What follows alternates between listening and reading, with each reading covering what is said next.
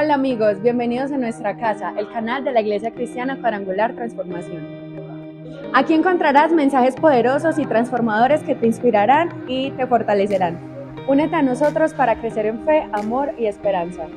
Dale me gusta, suscríbete y comparte para que más personas puedan disfrutar de esta maravillosa transformación.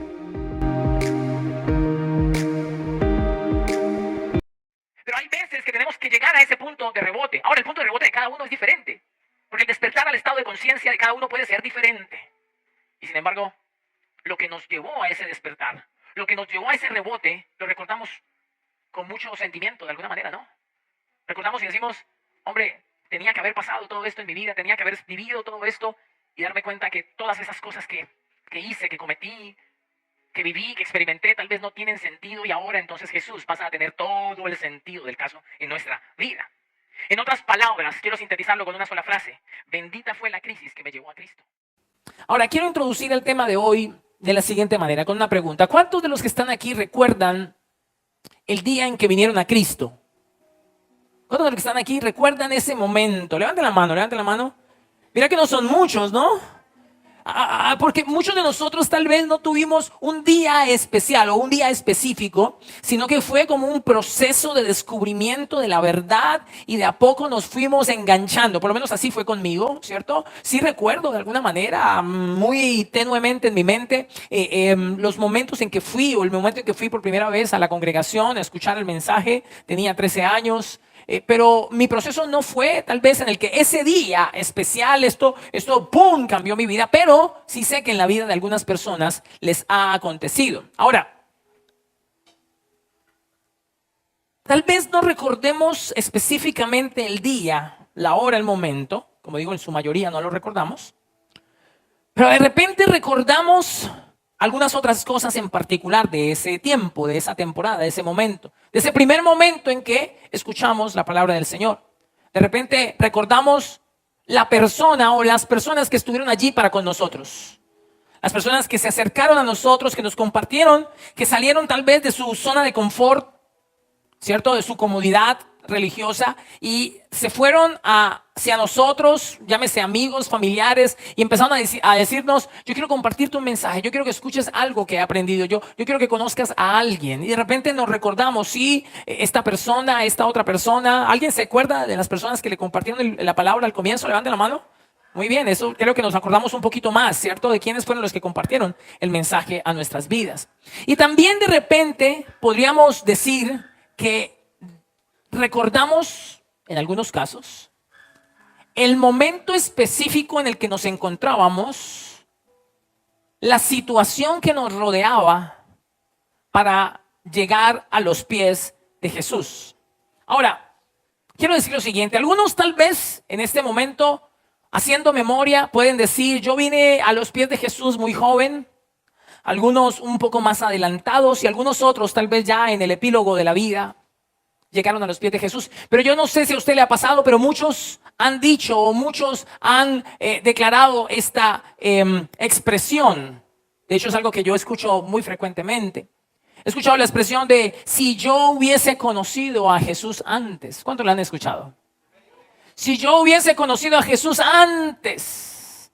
Si yo hubiese sabido de ese gran amor de Jesús antes. Si yo hubiera conocido el poder transformador de Jesús antes, probablemente no hubiera cometido los errores que cometí, no hubiera llegado al punto al que llegué. Y sin embargo, algo muy singular que me lleva a pensar esto es que muchas de las cosas, por difíciles que hayan sido, que hemos vivido, son las que terminan llevándonos a los pies de Cristo. Y no estoy tratando de ninguna manera de ocultar lo bueno que hubiera sido que hubiéramos conocido a Jesús desde mucho antes, pero tal vez no hubiéramos visto la seriedad de nuestro caso, sino hasta que hubiéramos llegado al punto en el que llegamos. La palabra del Señor nos habla, por ejemplo, del hijo pródigo y me llama la atención porque en el hijo pródigo encuentro algo que dice en la Escritura, dice: y volviendo en sí. ¿Qué significa eso? Significa y despertó al estado de conciencia. Yo lo llamo de una forma muy ilustrativa: llegó a su punto de rebote. ¡Pum!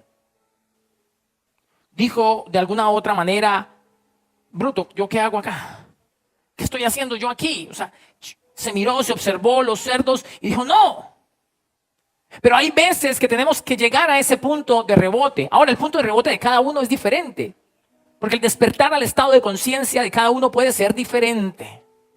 Y sin embargo, lo que nos llevó a ese despertar, lo que nos llevó a ese rebote, lo recordamos con mucho sentimiento de alguna manera, ¿no?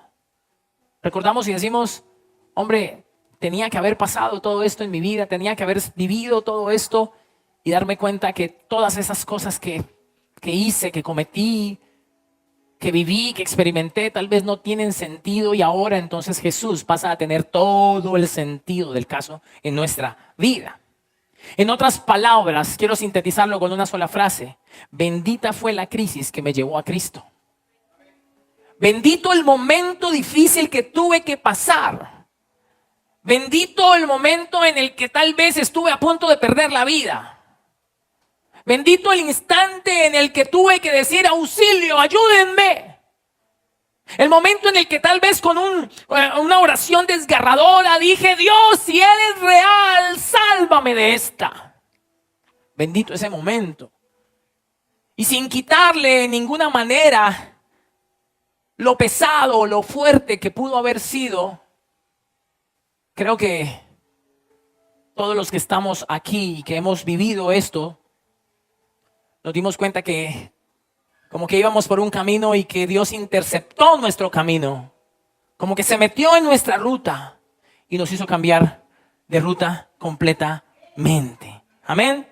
Algo nos sucedió, muchas gracias.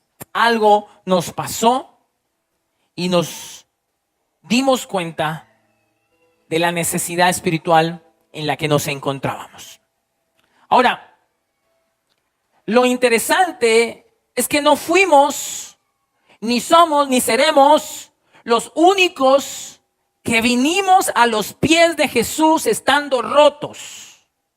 Y de hecho eso es lo que me fascina de la Biblia, lo que me encanta de la Biblia.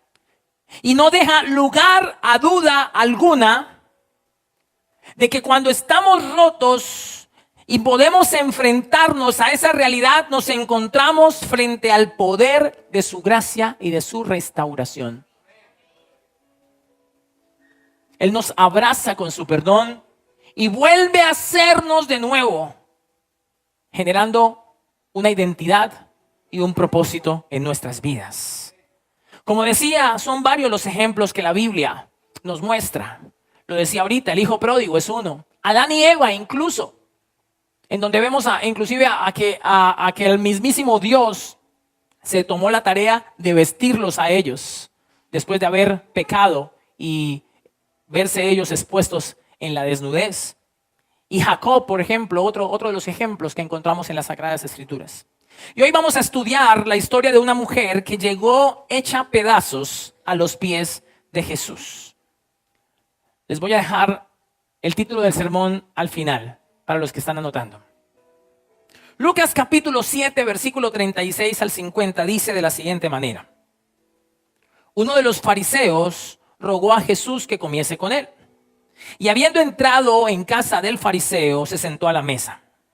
Entonces una mujer de la ciudad que era pecadora, al saber que Jesús estaba a la mesa en la casa del fariseo, trajo un frasco de alabastro con perfume. Y estando detrás de él a sus pies, llorando, comenzó a regar con lágrimas sus pies. Y los enjugaba con sus cabellos y besaba sus pies. Y los ungía con el perfume. Cuando vio esto, el fariseo que le había convidado dijo para sí: si fuera profeta, conocería quién y qué clase de mujer es la que le toca, que es pecadora. Entonces respondiendo Jesús le dijo: Simón, una cosa tengo que decirte. Y él le dijo: di, maestro. Un acreedor tenía 2 deudores. El uno le debía 500 denarios y el otro 50. Y no teniendo ellos con qué pagar, perdonó a ambos. Di pues, ¿cuál de ellos le amará más? Respondiendo Simón dijo: pienso que aquel a quien perdonó más. Y él le dijo: rectamente has juzgado. Y vuelto a la mujer dijo a Simón: ¿ves esta mujer? Entré a tu casa y no me diste agua para mis pies, mas ella ha regado mis pies con lágrimas y los ha enjugado con sus cabellos. No me diste beso, mas esta desde que entré no ha cesado de besar mis pies. No ungiste mi cabeza con aceite, mas está ungido con perfume mis pies. Por lo cual te digo que sus muchos pecados le son perdonados, porque amó mucho. Mas aquel a quien se le perdona poco, poco ama. Y a ella le dijo, tus pecados te son perdonados. Y los que estaban juntamente sentados a la mesa comenzaron a decir entre sí, ¿quién es este que también perdona pecados? Pero él dijo a la mujer, tu fe te ha salvado, ve en paz. Amén. Vamos a meditar un poquito, casi que de una forma expositiva, un poco el tema del pasaje, pero quiero llegar a un punto central. Lo primero que vamos a mirar, lo primero que resalto del pasaje es la invitación de un fariseo. Me llama la atención eso, porque todos sabemos que Jesús era la piedra en el zapato del sistema fariseico de la época. Nadie quería estar con Jesús en términos de saber y conocer que Jesús era completamente frentero con ellos. Y estoy hablando precisamente de los fariseos. Y es interesante porque nosotros en esta época normalmente, ¿cierto? Y aún en la iglesia del Señor, Dios nos perdone por ello y nos lleve a la madurez y al entendimiento. Nosotros en muchas ocasiones con mucha ligereza, y lo hablaba precisamente el miércoles en un sermón que titulamos Silbidos en el Estadio, cuando hablamos acerca del juzgar a los demás. Y en esa dirección, nosotros con mucha ligereza señalamos el pecado del otro.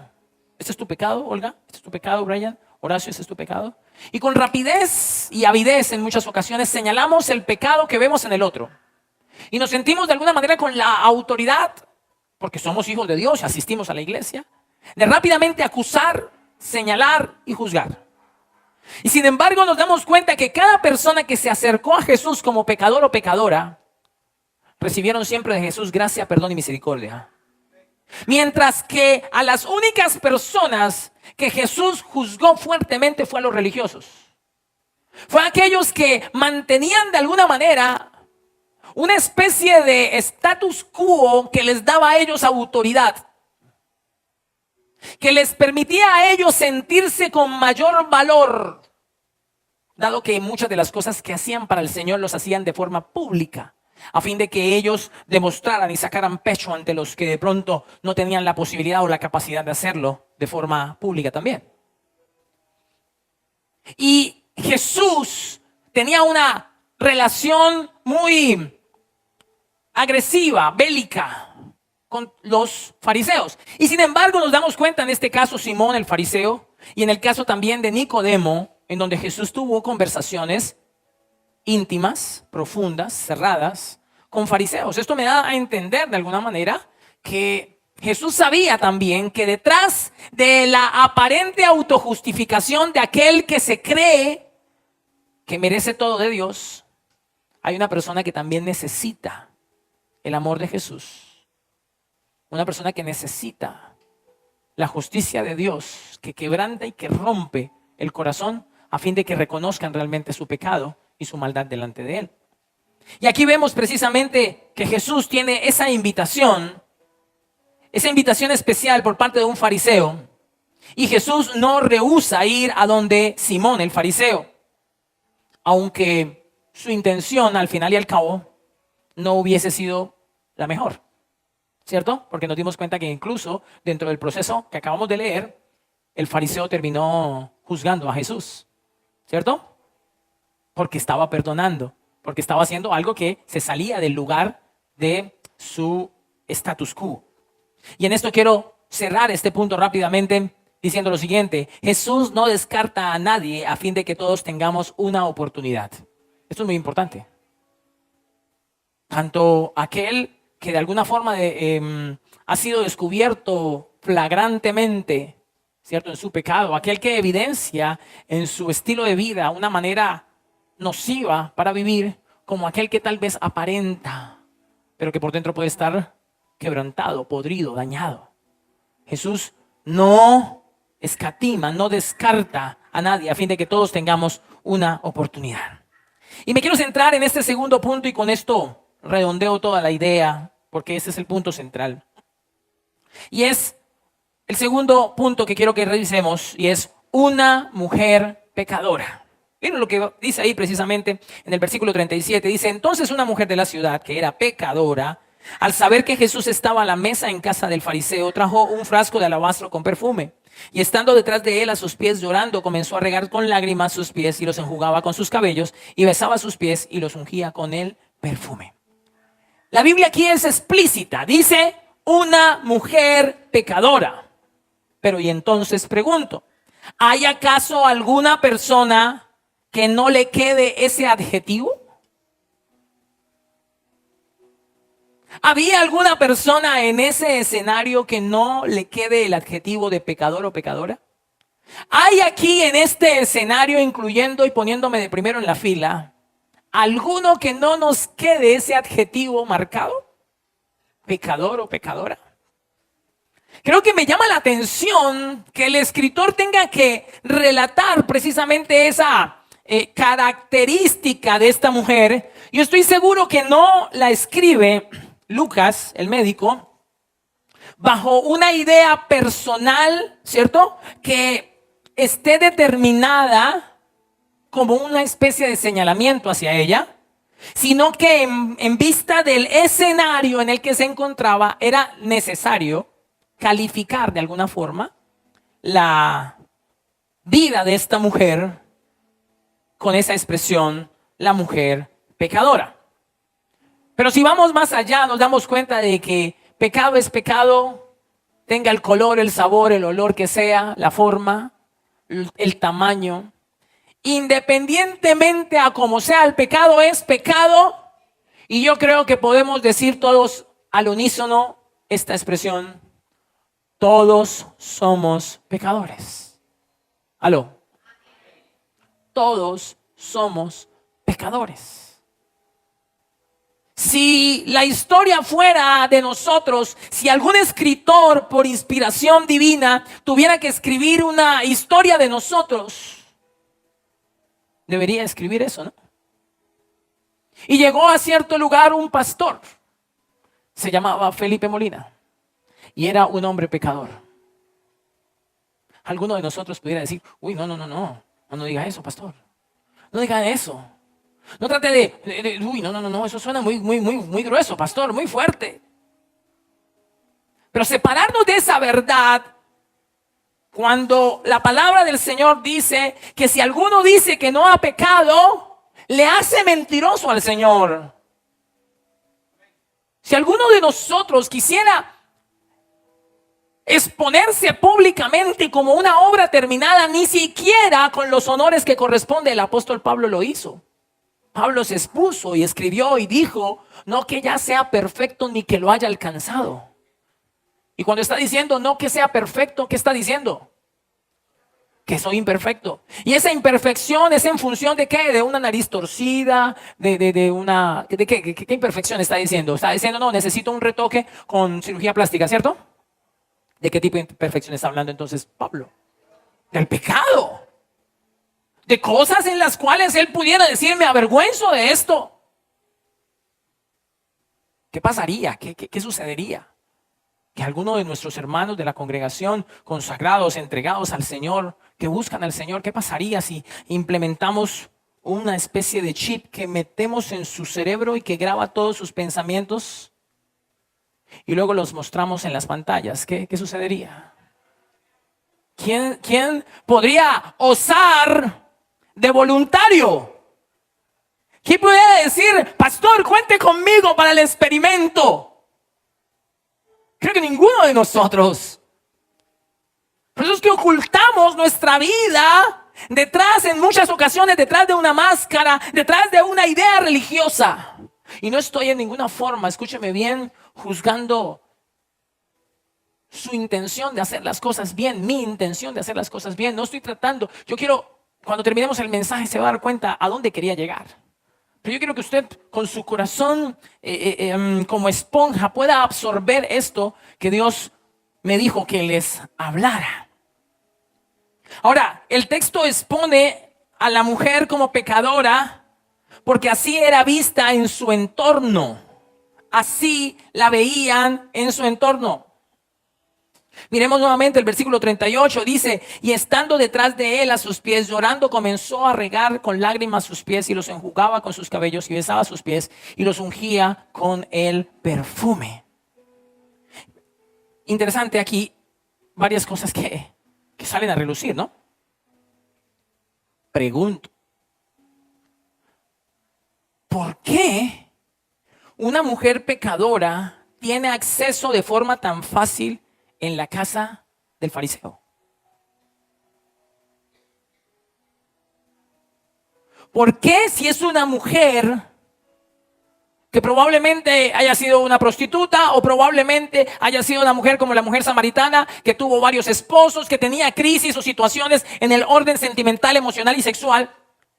¿Por qué esta mujer llega tan tranquila y campante a la casa de un hombre tan importante? ¿Aló? Y me causa más curiosidad que Simón el fariseo no la sacó.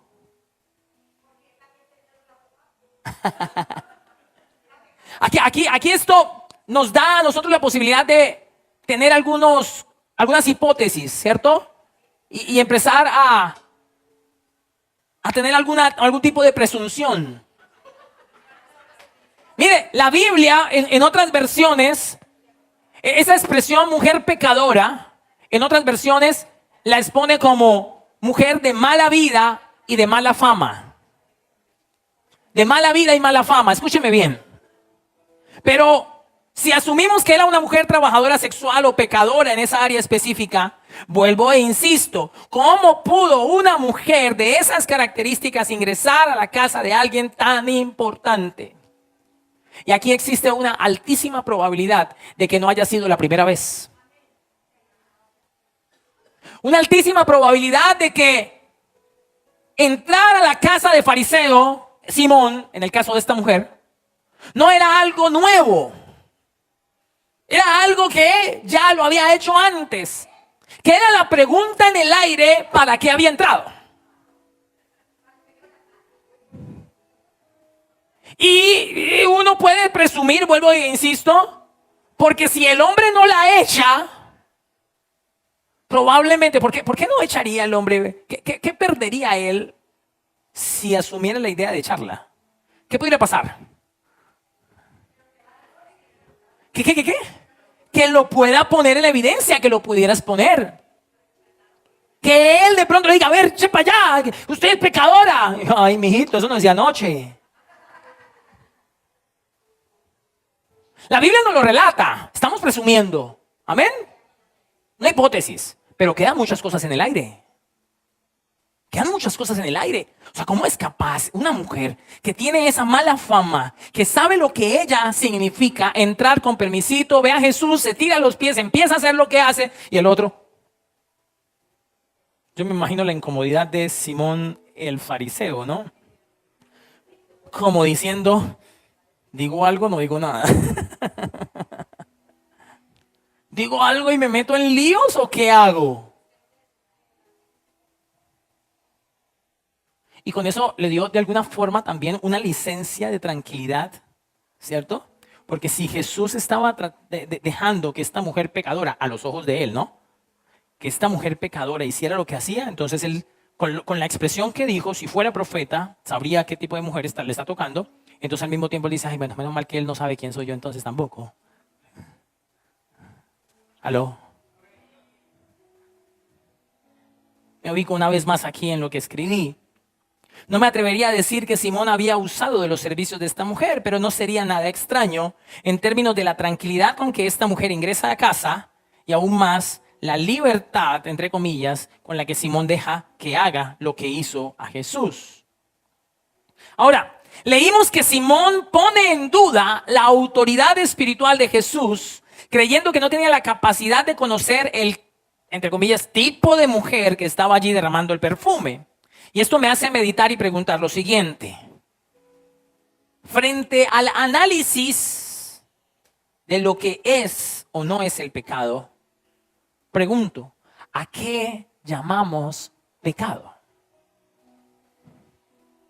Porque en ese instante, el juicio que hace Simón el fariseo, de alguna manera y de forma, llamémoslo así, está evidenciando que él la estigmatiza a ella por el pecado y al mismo tiempo se está liberando como justo delante de ella. Aló. Eso es la típica, el típico síndrome Kiko. Chusma, chusma. Usted allá, yo aquí de este lado. ¿Usted es el pecador? Yo no. Cuando juzgamos de forma deliberada, cuando señalamos de una forma despectiva, odiosa, sin misericordia a alguien por el error que tuvo, por el pecado que tuvo, sin mirarnos a nosotros mismos, y de eso hablé precisamente el miércoles, sin observarnos a nosotros, sin revisarnos a nosotros, lo que estamos haciendo es condenando con ligereza a alguien y dándonos por absueltos a nosotros mismos. Yo no tengo nada que me acuse. ¿Y será eso cierto cuando dijimos hace 5 o 10 minutos que todos hemos pecado? ¿Será eso cierto? ¿Que nuestro juicio hacia quien peca nos absuelve a nosotros? ¿O será precisamente que la religiosidad nos hace a nosotros enceguecernos de nuestra realidad, de nuestra verdadera condición? Si lo llevamos al contexto de un religioso como Simón, entonces nos daremos cuenta que en muchos casos, escúcheme bien, la herencia fariseaica no ha cambiado mucho a través de los años, ya que son muchos los religiosos de hoy en día que fácilmente señalan el pecado de otros sin verse a sí mismo. Pensemos en algo.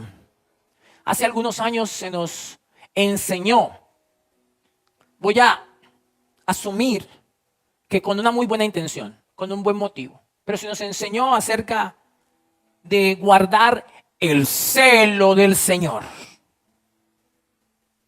¿Cierto? Se nos enseñó de guardar el celo del Señor, y el celo del Señor tenía que ver con ciertos elementos a los cuales les dábamos prioridad en términos de forma por encima de la esencia. Era y es aún más fácil determinar el estado de la vida espiritual de alguien por lo que pareciera ser y no por lo que en esencia era. Elementos como, por ejemplo, la ropa, la vestimenta, la liturgia cristiana, la música, la decoración eclesial. Es tan curioso porque pareciera que nosotros, bajo esa óptica fariseaica, bajo ese elemento de juicio religioso, si alguien pasa el escáner de una etiqueta, ¿cómo sería? ¿Cómo? Visual, exactamente, de un tipo de ropa, y entonces escaneado pasas, chuleado. Entonces esta persona que cumple con ese estereotipo está bien espiritualmente, está bien con el Señor. ¿Y cuántas veces nos engañamos de eso? ¿Cuántas veces nos hemos visto asaltados en la sorpresa de que nada de lo que pueda generar una idea aparente nos garantiza, nos certifica algo interior? Seamos honestos aquí entre hermanos y entre amigos. ¿Cuántas veces nosotros hemos aparentado? ¿Cuántas veces nosotros hemos sonreído frente a muchos y por dentro estamos hechos pedacitos? ¿Cuántos de nosotros hemos tratado de cumplir los elementos, ¿cierto?, de esa etiqueta o de esos requisitos de esos estereotipos y hemos cumplido, pero hemos tenido pecado en nuestro corazón. Y pecado consciente, escúcheme bien. Pecado que sabemos que está mal, cosas que sabemos que están mal, pero que en la medida de que ese pensamiento fariseico, esa herencia religiosa se mete en nosotros, entonces pensamos casi como dice el dicho popular tradicional: el que peca y reza, empata. Y satisfacemos nuestra conciencia religiosa y decimos: bueno, sí, yo hice esto, pero también fui, oré y ayuné al Señor. Y como que nivelamos. Aló. Y entonces aquí nos vemos que la carga del concepto de mujer pecadora, el rótulo de mujer pecadora, como que no era solo para ella. Como que no funcionaba solo para la pobre mujer que estaba allí. Leo un poco de lo que escribo. En muchas ocasiones todo esto trajo divisiones en la iglesia. El concepto del culto, la iglesia, esto tiene que ser así. Es más, estoy seguro que muchos de los que hemos conocido al Señor en otras congregaciones venimos a una como esta y decimos: ay, no, aquí hacen las cosas muy raro. No me parece extraño eso que están haciendo. Porque estamos tan acostumbrados a la forma, al método, al mecanismo, y no juzgamos lo que debemos juzgar. Es la esencia. ¿Está Dios o no está Dios allí? Aló. Nos convertimos en juzgadores o jueces superficiales. Repito algo que dije, es decir, si alguien cumplía la etiqueta cristiana era porque estaba bien, o si en un lugar de reunión se tenían todos los elementos de un templo tradicional conservador, entonces ahí sí moraba la presencia de Dios. Y vuelvo a insisto, eso está lejos de ser verdad. El fariseo Simón consideraba a la mujer como pecadora, considerándose a sí mismo como alguien limpio en su propia opinión. Y por eso se sentía en libertad de señalar con desprecio. Ahora, evidentemente, la mujer, con su actitud ante Jesús, está validando el señalamiento de Simón. ¿Cierto que sí? No, con claridad, ella sabía. Pensémoslo nuevamente. Ella entra a una casa que muy probablemente ya había visitado. Pero ella sabe que Jesús está ahí. De hecho, si leímos bien, ella entra directamente a donde Jesús porque ella sabía que Jesús estaba ahí. Era por Jesús. La libertad de la entrada y que no le hayan dicho nada es la curiosidad del caso, ¿cierto? Pero ella entra ahí por Jesús, y entra ahí para humillarse, y entra ahí para llorar, y entra ahí para regar los pies de Jesús, para con su cabello enjugarlos, para echar perfume. Ella entra ahí porque está validando que sí es pecadora. Porque está reconociendo. Ahora, no necesita decir una sola palabra porque la Biblia no dice qué dijo ella. Jesús le permitió, eso fue un asunto muy interesante, una escena interesantísima. Y probablemente no haya dicho nada. Y creo que ni tenía que decirlo, pero su acción lo dijo todo. Ella se derrumba por completo a los pies de Jesús porque ella considera realmente que el rótulo que le han puesto es una realidad. Es una verdad en su vida. Eso es ella, una mujer pecadora. Esto es bien curioso porque des en cuenta que Jesús recibe el corazón de una mujer que acepta su rótulo. Pero qué difícil sería si yo le pongo a usted ese rótulo, usted me lo pone a mí. Como lo decía ahorita, sí, el pastor pecador. Uy, pastor, no diga eso, pastor. Toco madera. Y si yo se lo pongo a usted, si le pongo el rótulo, la hermana pecadora, el hermano pecador, o me voy de esa iglesia. En esa iglesia no hay amor, hay señalamiento, me juzgaron. ¿Aló? La humillación de la mujer está confirmando que ella sabía que tenía una vida difícil de llevar. Y ahora quiero ir un poquito más profundo, ¿me permiten? Y quiero ir un poquito más profundo en el corazón de esa mujer. Pregunto, ¿por qué la mujer terminó en esa condición? Ya vimos que aceptó, ¿cierto? Que es una mujer pecadora. Su actitud lo dijo todo. ¿Pero qué la llevó a eso? ¿Será que ella, en su expectativa de vida, en su proyección de vida, en su proyecto de vida, yo quiero que me rotulen como una mujer pecadora? Ay, esto voy a hacer. Ninguno de los que estamos aquí, en ninguna medida, asumimos ese tipo de pensamiento. Pero, aunque la Biblia no nos diga con claridad aquí, podemos decir lo siguiente. No llegamos a ciertas condiciones de vida de la noche a la mañana. ¿Aló? No llegamos a ciertas condiciones de vida de la noche a la mañana. Eso no es, escúcheme, eso no es, ¡ay! Ahora soy una mujer pecadora. No, eso no fue un tropiezo, eso no es eso. Eso es el resultado de mucho tiempo y de la sumatoria de una cantidad de variables. Ojo que voy a decir algo que creo que es transversal a todo lo que voy a decir de aquí para adelante. Esto que estoy diciendo y lo voy a repetir, esto que voy a decir lo voy a repetir en varias ocasiones. No estoy asumiendo este concepto como una razón para justificar las malas decisiones de esta mujer. No. Sin embargo, yo quiero ir más allá de lo superficial. Quiero mirar qué pudo haber sucedido en la vida de esta mujer para que hoy pudiera tener ese rótulo de mujer de mala vida o mujer pecadora.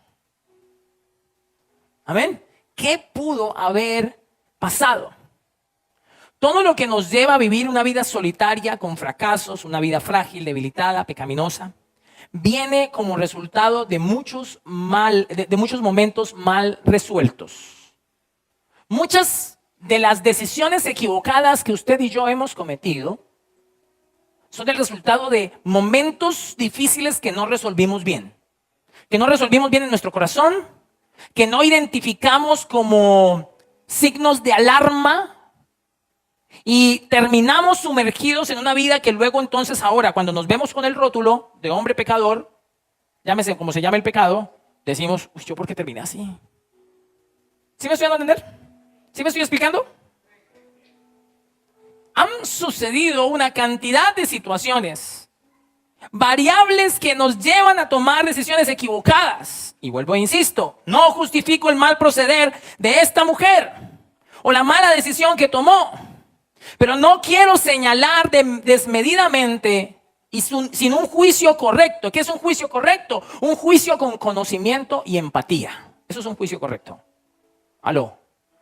Hacer un juicio correcto requiere conocimiento, pero también requiere una alta dosis de empatía. Ahora repito nuevamente, no podemos señalar desmedidamente y sin un juicio correcto a aquel que probablemente estamos viendo en conductas que evidencian de alguna manera su condición interna. No puedo de forma ligera decir, ay, usted cayó en las drogas porque usted es malo. Ah, no, usted se divorció porque, ay, no es que esa forma de ser de usted sí, obvio, yo no sé ni cuánto se aguantó. No. No puedo asumir eso porque no conozco todo lo que ha llevado a que usted haya tomado esa mala decisión. Ni tampoco estoy en sus zapatos. Y cuando me pongo en sus zapatos, empiezo a ser empático frente a la vida que usted tiene. Entonces empiezo a darme cuenta de que la cosa no es tan sencilla como yo me la imaginaba. Nadie hace planes para fracasar en la vida. Nadie los hace. O alguno hace planes para fracasar. Para orar por usted, por favor. Ahora, que no hagamos planes para fracasar no significa que demos los pasos para el fracaso. ¿Sí? Probablemente usted no haga planes para fracasar, pero sí está dando los pasos para fracasar. ¿Aló? Nosotros tenemos que tener entendimiento para mirarnos, de alguna manera abstraernos de nosotros mismos, mirarnos y decir, ¿será que yo con lo que estoy haciendo, como estoy viviendo, realmente voy a llegar a donde yo quiero llegar? Y si usted de alguna manera pone en duda que con lo que está haciendo puede llegar a donde quiere llegar, probablemente es necesario que busque ayuda. ¿Aló? Que busque ayuda. Porque bajo su propia óptica, cada uno está haciendo bien, ¿cierto? Pero pues necesitamos de alguna manera decir, uy, no, venga, dígame usted, ¿voy bien? ¿Voy bien? A mí me encanta mucho uno de los hermanos de aquí de la iglesia, no vino hoy. Me va a tocar mandarle un pellizco con la esposa, al hermano Néstor. Pero siempre se me acerca y me dice, pastor, dígame, ¿lo estoy haciendo bien? Dígame con sinceridad, dígame lo que me tenga que decir, dígame, ¿lo estoy haciendo bien? Bello. Genial. Todos necesitamos a alguien que nos diga, así nos duela. Pero vuelvo e insisto, nadie hace planes para fracasar en la vida. Ahora, esto no solamente en términos de planes y proyectos, ¿cierto?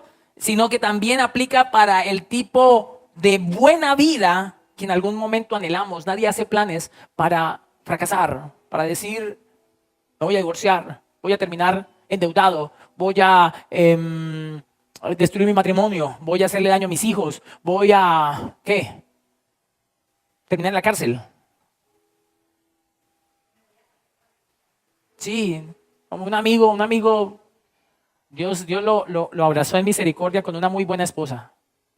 Una muy buena esposa porque terminó precisamente en la cárcel. No voy a decir nombres porque obviamente no corresponde, pero se hizo de chistoso.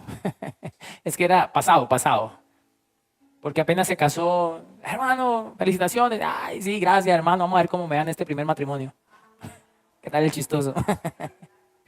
Ahí está algo burlón, terminó metido en la cárcel como 10 años.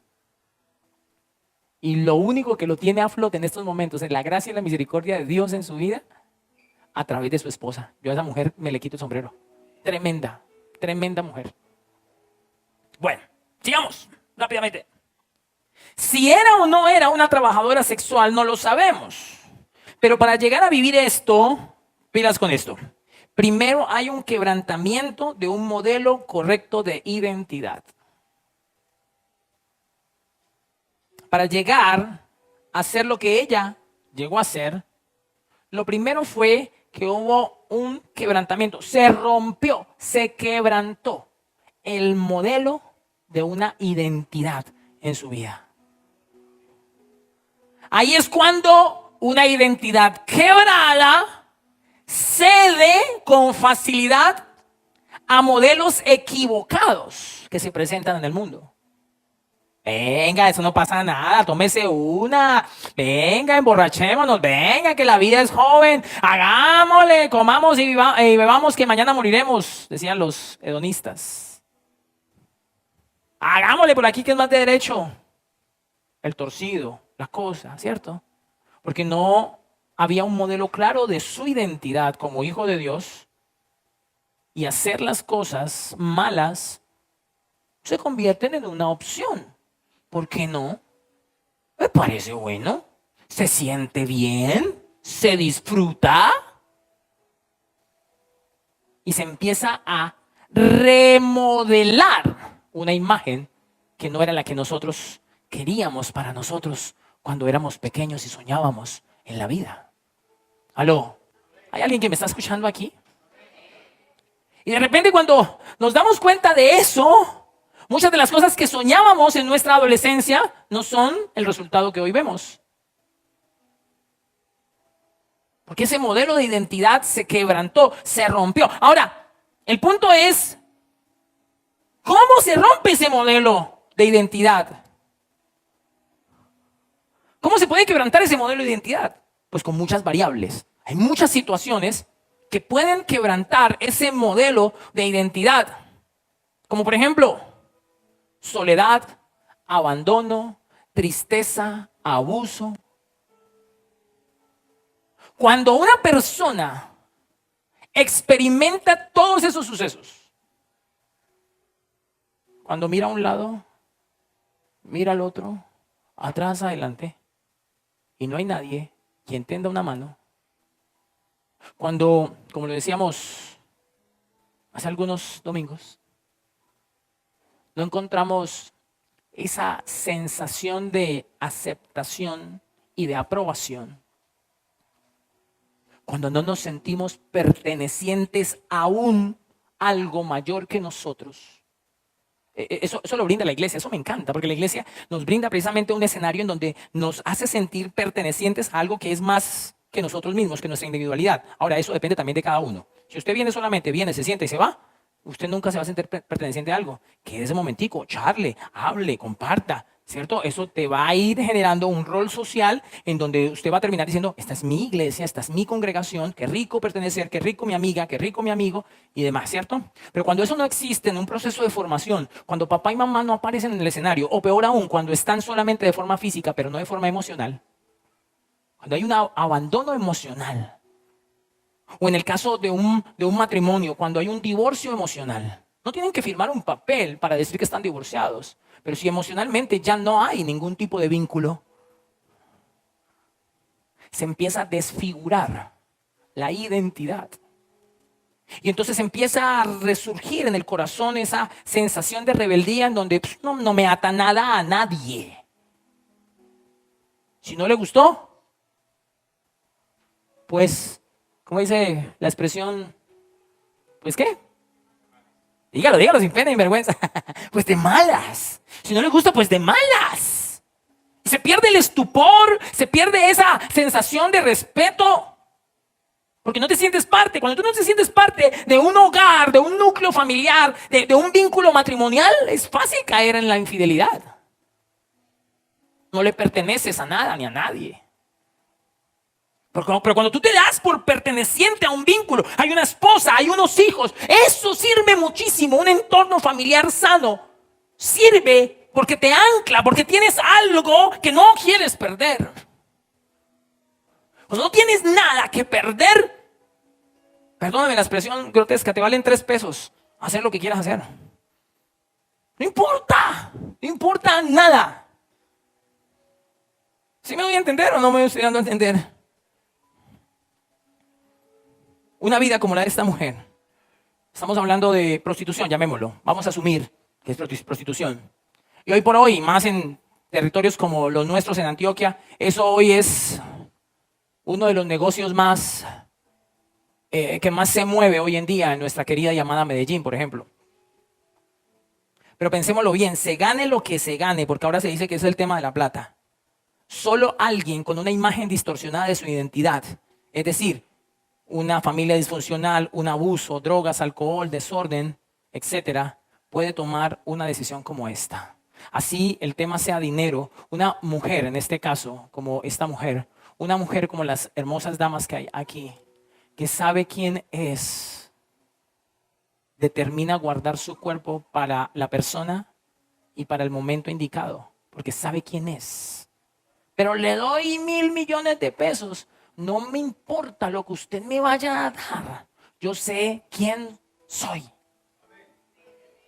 Yo sé quién soy. Yo sé a quién pertenezco. Y hay cosas que tienen más valor que lo que este mundo nos puede ofrecer. Entonces, pensando de esa manera, y como les decía ahorita, metiéndonos un poquito más en el corazón de esta mujer, ¿cuántas cosas de estas pudo haber vivido para llegar a tomar una decisión en donde su imagen fue desfigurada? En donde ya no le importaba la mala fama que tenía, al punto de entrar a una casa sin importarle si le iban a echar o no. ¿Aló? Pregunto, y levanten la mano por favor. ¿Cuántos han tomado una mala decisión? ¿O varias? Levanten la mano. Pregunto, ¿fue gratis? Usted tomó esa decisión porque en la mañana se levantó como desparchado, desparchada, no tenía nada que hacer y se va a tomar una mala decisión. Tengo como unas ganitas de tomar malas decisiones. ¿Aló? ¿No, cierto que no? Normalmente las malas decisiones, y en esto pues lo llevo hacia el pecado, fueron consecuencia de situaciones que no supiste resolver en tu corazón. De enojo, de ira, de soledad, de no sentirse satisfecho en la vida. Y terminaste hundido en algo que hoy te rotula, que hoy te señala, que hoy te estigmatiza. Y tú dices, no quiero ser eso, no quiero que me miren como eso. Pero eso no llegó gratis.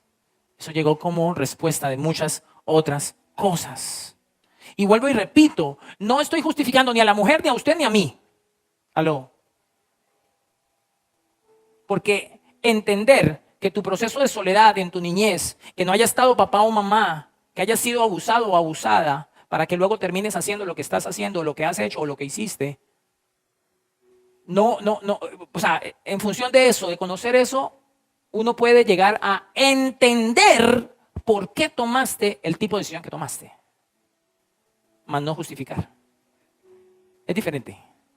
Una cosa es entender y uno dice, bueno, sí, pero justificar no. Porque muchas personas viviendo exactamente lo mismo que tú han tomado buenas decisiones. Y eso te lleva a ti a perder el año. El ejemplo más ilustrado que tengo yo siempre frente a eso es como cuando un profesor va a hacer un examen en la clase, hace el examen, todo lo pierden menos uno, lo gana uno. Ese que ganó el examen condena a los demás.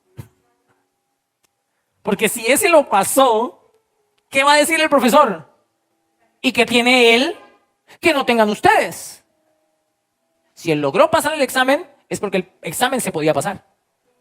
Si otros han tomado buenas decisiones con situaciones similares a la suya, porque usted no lo ha hecho.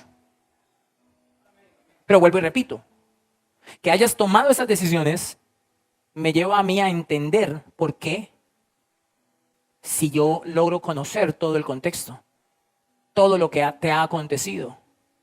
Sin embargo, eso no me lleva a mí a justificarte las malas decisiones que has tomado. Ni las tuyas, ni las de la mujer, ni las mías. ¿Cuántos dicen amén?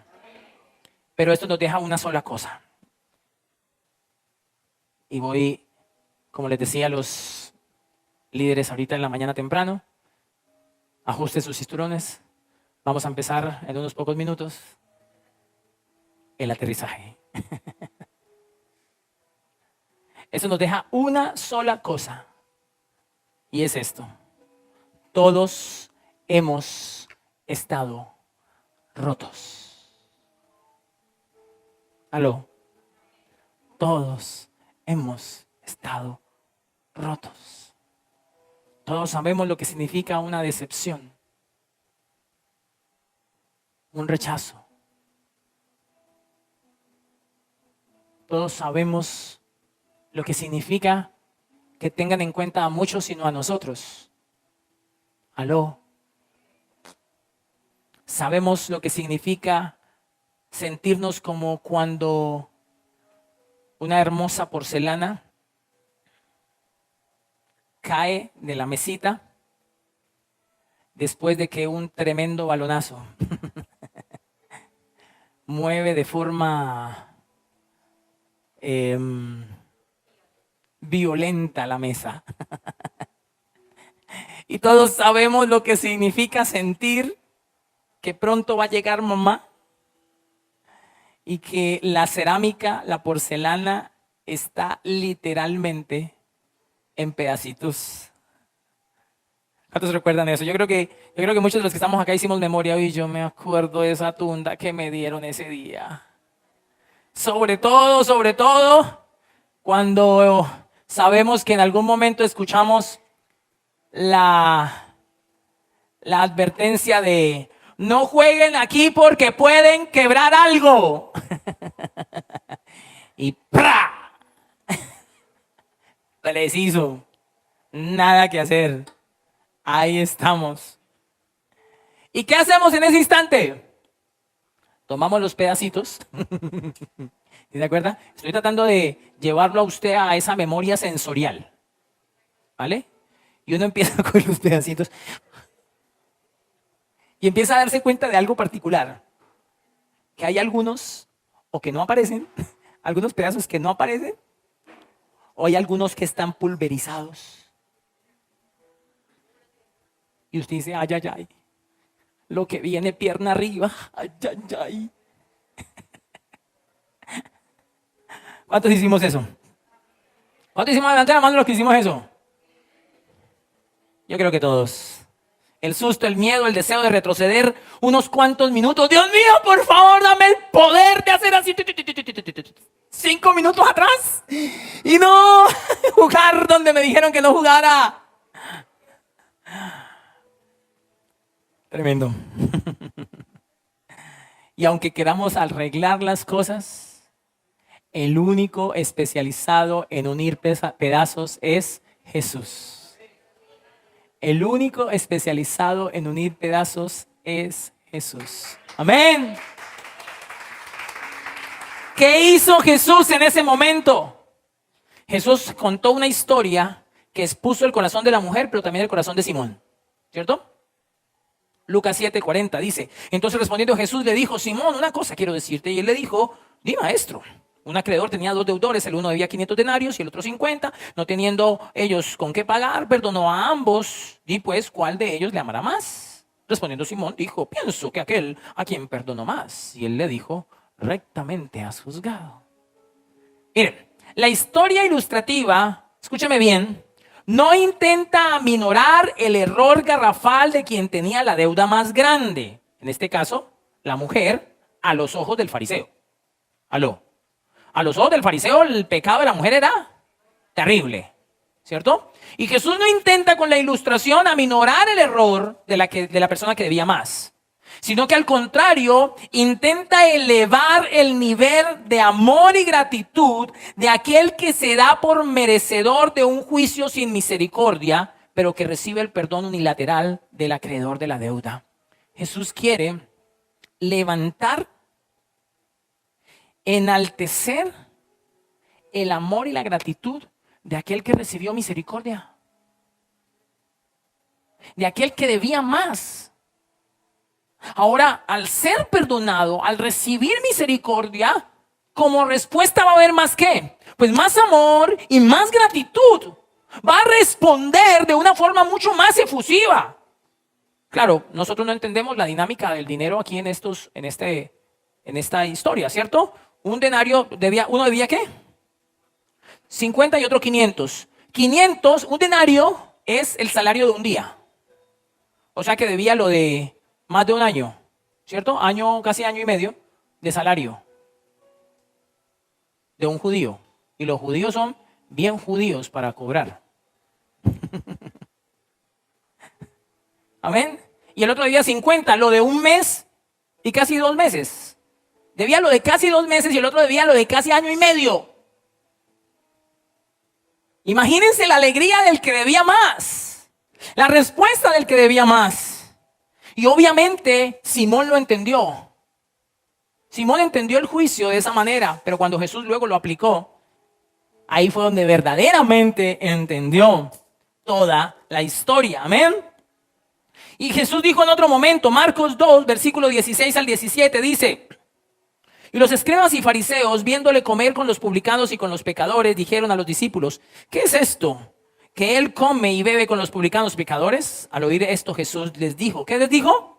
Los sanos no tienen necesidad de médico, sino los enfermos. ¿Qué dijo? No he venido sino a...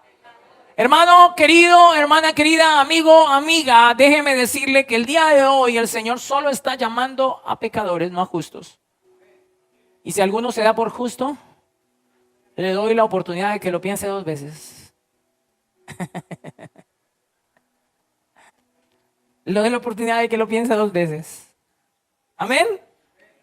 Jesús vino por los quebrados, por los rotos, por todos aquellos que por una u otra razón, entendibles pero no justificables, terminamos hechos pedazos por el pecado.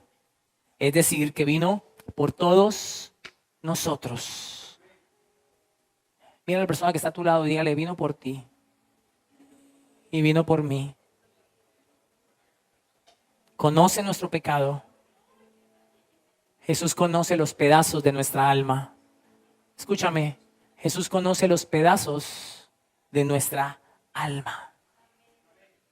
Y para terminar, quiero ilustrar la idea central del sermón con un arte centenario de los japoneses que tiene el nombre de la enseñanza de hoy. La enseñanza de hoy se titula Kintsugi. ¿Qué es eso, pastor? Kintsugi. Escúcheme.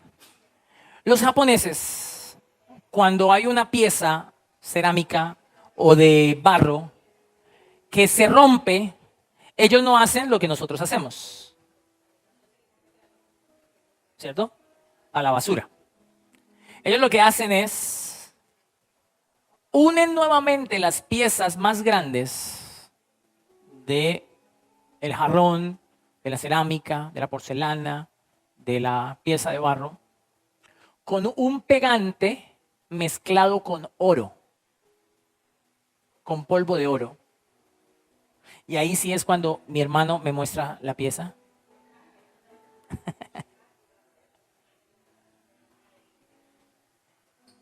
Y ahora pasan muchas cosas. Mira esa, qué hermosura, ¿cierto? Qué pieza tan hermosa. No oculta sus cicatrices. No oculta lo roto que estuvo. Pero toma un valor y un significado mayor. ¿Tienes otra? Esto es lo que sucede cuando se hace kintsugi en estas hermosas piezas. Pero miren el resultado de esto, escúchenme bien. Se toma buen tiempo a fin de pegar pieza por pieza y al final restaurar por completo la cerámica con varias particularidades. Primera, si se rompe o si se vuelve a romper, más bien, no volverá a hacerlo por el lugar anterior porque se vuelve más fuerte. Eso pasa como con los huesos. Una fractura, cuando se une el hueso nuevamente, esa unión del hueso genera como una especie de callo, de callosidad. Y si se vuelve a partir el brazo, se vuelve a fracturar el brazo, se puede fracturar cerca o junto, pero no exactamente en el mismo lugar. Porque ese pegue es más fuerte que el hueso original. Así sucede con esto. Ese pegante con oro se vuelve tan fuerte, tan sólido, que si se volviera a quebrantar nuevamente se rompe, pero no por el mismo lado. Porque este tipo de pegante hace que la pieza sea más fuerte que antes. Escúchame bien. Este pegante con oro hace que la pieza sea más fuerte que antes. No solamente sucede esa particularidad, sino que se multiplica su valor porque ahora el oro hace que la cerámica sea más costosa. Ya no es solo la cerámica o la vasija de barro que tiene un valor significativo, sino que ahora tiene oro. Y eso le sube su precio, su valor, su costo. Amén. Y por último, como le decía ahorita, no se tapan las imperfecciones o las cicatrices, sino que la verdadera belleza ahora está en esos quiebres que antes evidenciaban pérdida. ¡Wow! Una mujer pecadora, quebrada, rota, en pedazos, que recibe el kintsugi de Jesús, que no es oro, sino su sangre preciosa que va uniendo pieza por pieza, que te va a hacer más fuerte que antes, que te va a dar un valor más grande, más poderoso que antes, y que va a evidenciar la gracia porque vas a mostrar tus cicatrices sanadas por Jesús. No las vas a ocultar. No vas a querer decir, no, eso nunca me pasó. Vas a querer decir, de allá me sacó el Señor. Mírenme, si ven donde hay oro, todos esos eran pedacitos. Ahora valgo más. Ahora soy más bello y más bella. Aló, digan amén por lo menos. Sé que a veces cuesta, está diciendo el pastor, pero bueno. Pero ahora soy más fuerte que antes. Porque Él me unió mis pedacitos, como unió los pedacitos de esa mujer. Cuando le dijo, amén. Cuando le dijo en el versículo 44, y vuelto a la mujer, dijo a Simón, ¿ves esta mujer? Entré a su casa y no me diste agua para mis pies, mas ésta ha regado mis pies con lágrimas y los ha enjugado con sus cabellos. No me diste beso, mas esta desde que entré no ha cesado de besar mis pies. No ungiste mi cabeza con aceite, mas está ungido con perfume mis pies. Por lo cual te digo que sus muchos pecados les son perdonados, porque amó mucho. Mas aquel a quien se le perdona poco, poco ama. Y a ella le dijo, tus pecados te son perdonados. De otra manera, tus pedacitos hoy son pegados. Y los que estaban juntamente sentados con la mesa comenzaron a decir entre sí, ¿quién es este que también perdona pecados? Pero el versículo 50 dice, pero él dijo a la mujer, tu fe te ha salvado, ve en paz. Ya te pegué pedacitos. Y concluyo. Tus malas decisiones no son la respuesta del azar. Tus malas decisiones son la evidencia de un corazón roto, de una vida rota, hecha pedacitos, de cosas que nunca pediste, de heridas que nunca quisiste tener, de faltas que tuvieron otros contigo y de no aprender a resolver esas faltas, de no darle el lugar correcto a aquellos procesos de dolor que viviste, que sufriste. Por eso es entendible, pero no justificable. Pero sin embargo, esa es tu realidad. Así como la Biblia no escatimó decir mujer pecadora, la Biblia también te dice a ti, tú eres un hombre pecador, una mujer pecadora. Lo que has hecho, lo que hiciste, no sé si aún lo que haces es la respuesta a una vida hecha pedazos. Pero Jesús no vino a tener compasión para abrazarte y para darte pañitos de agua tibia. Jesús quiso, con su sangre preciosa, unir todos los pedazos de tu corazón. Como este corazón que me encanta, de una producción de un grupo que se llama Un Corazón. Y la producción precisamente actual que están empezando a promocionar se llama Sikinsugi, precisamente. De ahí me llamó la atención el tema, capturó mi corazón y yo creo que me identifico con ese corazón.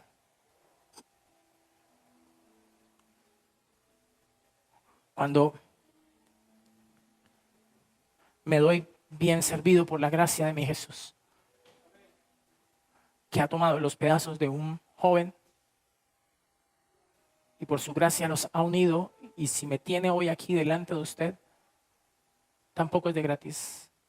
Es porque Él en la cruz pegó mis pedazos, perdonándome, sanándome, fortaleciéndome, devolviéndome mi identidad. Y por eso se lo debo todo a Él. Y tú le debes todo a Él también.